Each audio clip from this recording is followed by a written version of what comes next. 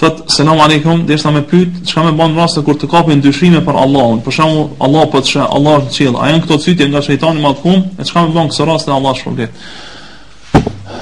Këto raste kanë ndodhur, edhe ndodhin te besimtarët. Pejgamberi sa ka treguar se robi shejtani çush luan me ta. E luan thot, kush e ka kriju tokën atë qiell? Thu Allah.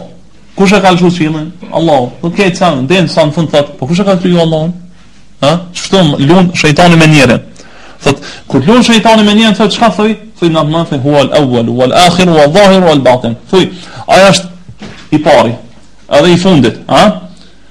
Ma i afërti, ma i larti, edhe ma i afërti. Shkallë komenti i kësy në hadith tjetër, shka thonë, Allah me ente al-awwalu felejse qableke shay. O Allah, ti e i pari, s'ka tjerë para teje. O ente al-akhiru felejse ba'deke shay. Edhe je i fundit, s'ka mas teje askush.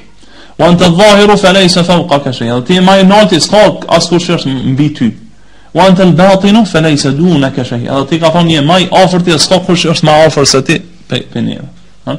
Thot ti, e thu me këta dhe me këta e mund shejtani. Për këtë arsye ka pas prej sahabëve pejgamberi sa ka thonë ka herë po na vijnë mendime që mi përmend ato neve na do këtë më zor se murzu pe kodrave. Pejgamberi sa ka thonë dhalika zahirul iman. Ka thonë kjo është imani i vërtet. Pse se i kanë ardhur shejtani me kësi dyshimesh edhe ata nuk i kanë hap ato që kanë pas. Edhe ka thonë pejgamberi sa me thonë çështu për këto fjalë, kjo të forcon nga këto dyshime që vijnë te shejtani.